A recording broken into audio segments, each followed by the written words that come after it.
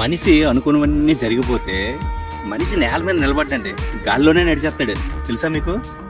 అందువల్లే దేవుడు ప్రతి ఒక్కరికి ఏదో ఒక వెలితి ఉంచుతాడండి. అది దేవుడు మర్చిపోయి పెట్టింది కాదండి, మనం నిలకడగా ఉండాలని దేవుడు పెట్టిన ఒక బ్రేకు. ఎందుకంటే అన్నీ దొరికితే విలువ ఉండదండి. జీవితంలో కొన్ని మిస్ అయితేనే జీవితానికంటూ ఒక అర్థం ఉంటుంది. కొన్ని కోరికలు నెరవేరవు, కొందరు మనుషులు దగ్గరగా ఉండరు, కొన్ని అవకాశాలు చేజారిపోతాయి. అదేనండి మన జీవితం మనకు నేర్పించే గొప్ప లక్షణం.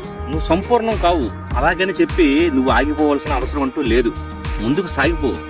మనిషికి వెళుతున్నంత వరకు అది సంపూర్ణం చేసుకోవడానికి మనిషి పోరాడుతూనే ఉంటాడు, పరిగెడుతూనే ఉంటాడు. ఎదగడానికంటూ ఒక కారణం అంటూ ఉంటుంది. అందువల్లే దేవుడు ప్రతి ఒక్కరికి వెలితి అనేది పెడతాడు. ఇది గుర్తుపెట్టుకో. చివరాఖరికి ఒక మాట చెప్తా, జాగ్రత్తగా విను. నీ జీవితంలో ఉన్న లోటు నీ జీవితానికి బలహీనత కాదండి, నువ్వు ఎదగడానికి ఒక కారణం.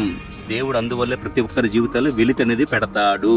అర్థమైతే ఒక లైక్ చేసుకో. బా అంతా మరి నిజమే కదండి.